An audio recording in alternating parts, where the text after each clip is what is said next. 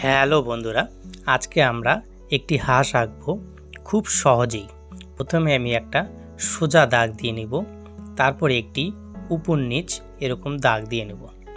সোজা দাগের উপরে ডিম্বাকৃতির মতন বা ধনুকের মতন এরকম বেঁকা দাগ দিয়ে নেব। তার নিচে উল্টো করে এরকম আবার বেঁকা দাগ দিয়ে নেব। এবার আমি সোজা দাগের উপরে হাঁসের আমি মাথা থেকে গলা আঁকবো। এইভাবে আমি পেন্সিল দিয়ে একটু বেঁকা করে আমি এঁকে নেব। তার নিচে এরকম বেঁকা করে একটু ঘুরিয়ে ওই ধনুকের মতন দাগের সঙ্গে মিলিয়ে দেব।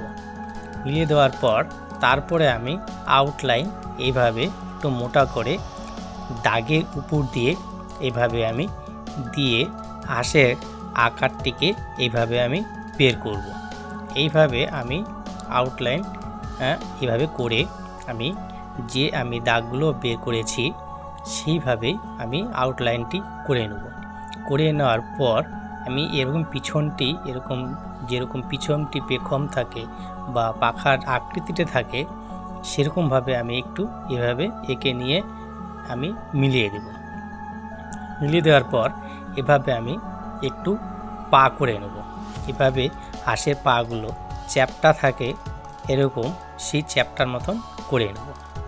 তারপরে আরেকটি পা সেটা অর্ধেক দেখা যাচ্ছে, সেই অর্ধেকের মতন দেখিয়ে এরকম চ্যাপ্টা এরকম পা থাকবে করে নেব। তারপরে এইভাবে আমাকে পায়ের একটু নখ আমাকে এভাবে বানাতে হবে।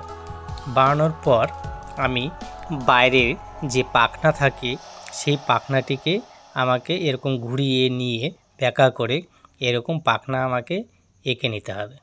এঁকে নেওয়ার পর এভাবে দাগ দাগ করে দিয়ে এরকমভাবে পাখনাগুলোকে দাগ দাগ দিয়ে বের করতে হবে। বের করার পর এবার আমাকে হাঁসের যে ঠোঁট থাকে চ্যাপ্টা ঠোঁট, সেই চ্যাপ্টা ঠোঁট আমাকে এরকম করে আমি এঁকে নেব।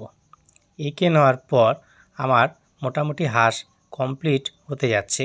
তারপরে এবার হাঁসের একটু চোখ এভাবে করব। চোখটাকে এরকম লম্বা করে টেনে দেব, মাঝখানে এভাবে গোল করে দিব। এইবার ঠোঁট থেকে একটু ডিপ করে এবার মাথা অবধি আউটলাইনটা এভাবে মিলিয়ে দেব। এভাবেই আমাদের হাঁস কমপ্লিট হয়ে গেল। দেখো বন্ধুরা।